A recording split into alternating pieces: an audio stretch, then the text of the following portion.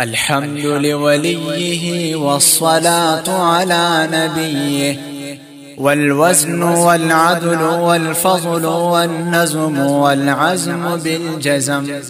بوحدته بكبريائه بسلطان وبإعلان وبإتقان وبإيمان وبيان في فرقان،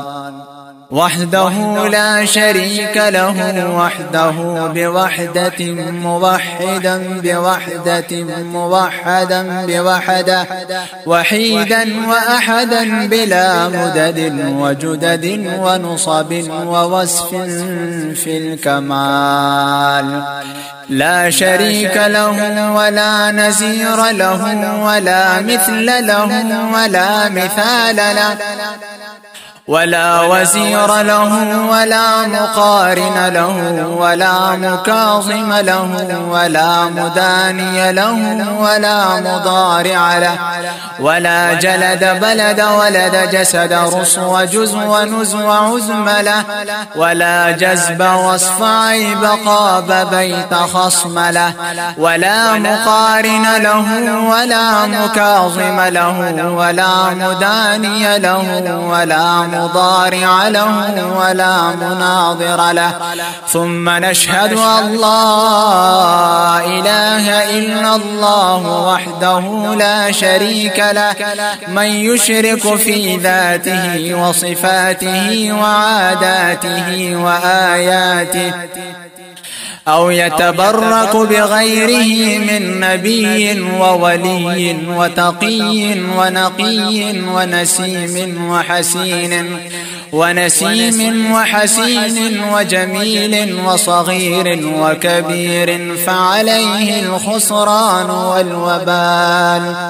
ثم نشهد أن سيدنا وسندنا ونبينا ومولانا مؤيدنا مخدومنا منزومنا معصومنا مقسومنا مقصودنا أجدر الخلق جديرنا أعظم الخلق وأشرف الخلق وأحسن الخلق وأجمل الخلق وأكمل الخلق وأجمل الخلق وأكمل الخلق وأنور الخلق، من الحسن والسدارة والولاية والحكاية والعناية والهداية والأمانة والإمامة، أعلانا وأجلانا وأتقانا وأزهدنا وأرفقنا وأنورنا وأخترنا وأكبرنا، أحمر أنور أجدر أطفل أوثق أنور أجمل أكمل له. ثم نشهد أن حبيب ربنا وصمدنا محبوب جدلنا ونزلنا ووصلنا إيماننا مبين فرقاننا هادي سبيلنا رونق جدراننا، هو عدوة نزمة قدوة رطبة أسوة حسنة،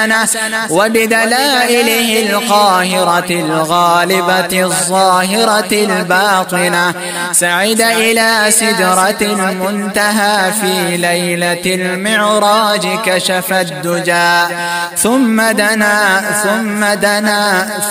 دنا فتدلى فكان قاب قوسين أو أدنى.